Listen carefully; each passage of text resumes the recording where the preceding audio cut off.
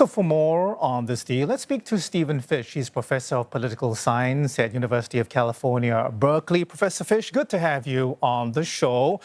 This feels big, not so much because Mark Rutte calls it a game changer, but more because, it's the first time President Trump has approved sending weapons to Ukraine since he took office. So give us a sense of how significant this deal is and in what ways, Professor?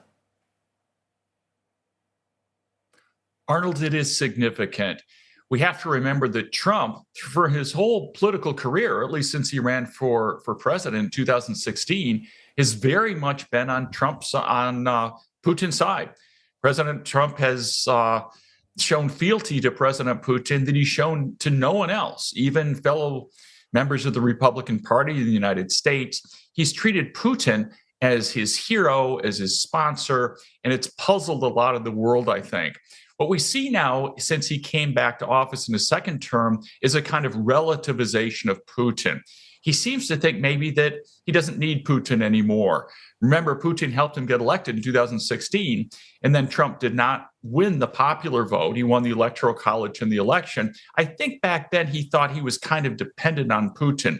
Now I think he might feel like he's outgrown Putin. He can do without him and treat him the way he does other world leaders. That said, we have to remember there's a special bond between Putin and Trump.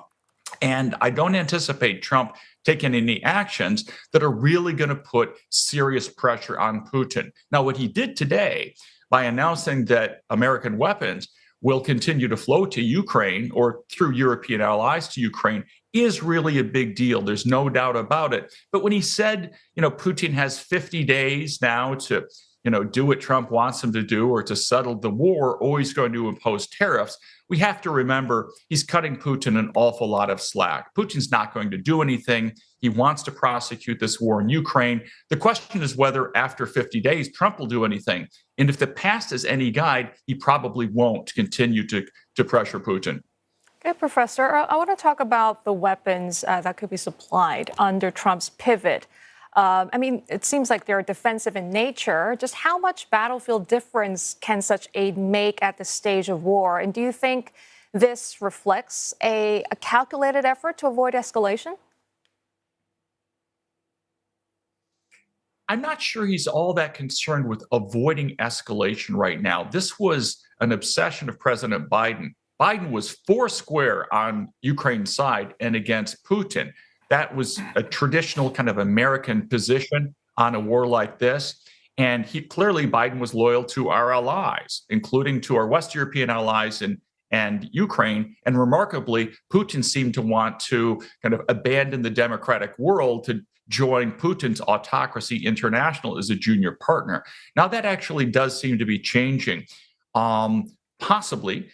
We still have to remember, as I mentioned, Trump's fealty to Putin, but these weapon systems actually are important. The Patriot missiles are essentially defensive, but those aren't the only weapons in play here. We're talking also about HIMARS, which have the possibility of striking deep into Russia. The Biden administration was very hesitant to allow the Ukrainians to use weapons that the United States was supplying to strike inside Russia itself.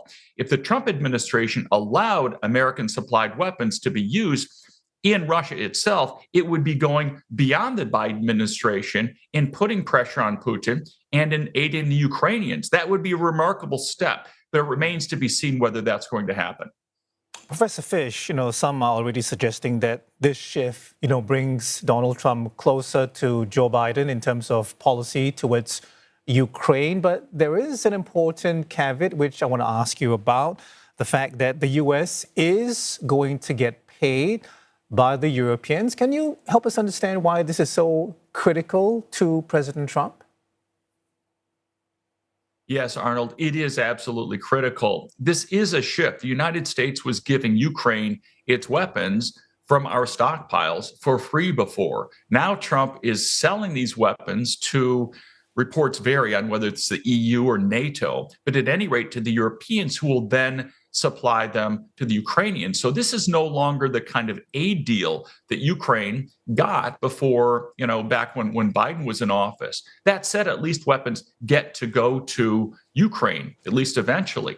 Now, here's the reason why this sounds better and looks better to Trump is he doesn't feel like America is being ripped off anymore. He constantly thinks America is being ripped off by the whole rest of the world, and especially the Europeans, especially our allies, as peculiar as that might seem.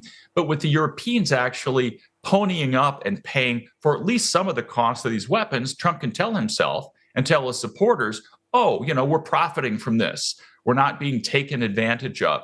And for Trump, at least creating that appearance is extremely important. But I wonder, Professor, will NATO countries willingly buy U.S. arms under Trump's plan? Or could this create sort of friction, especially among states already hesitant about the cost of the war effort? Julie, I think they being the European countries, probably will gladly buy these weapons. They want to step up and provide more support for Ukraine. That's become obvious, especially in recent months. General Secretary Rutte of NATO is very much in favor of the Europeans drastically raising the amount of spending they do on their military, creating their own strong militaries. And in fact, let's face it, this would be good for the West. It'd be good for global security to have the Western alliance rest on two strong military pillars.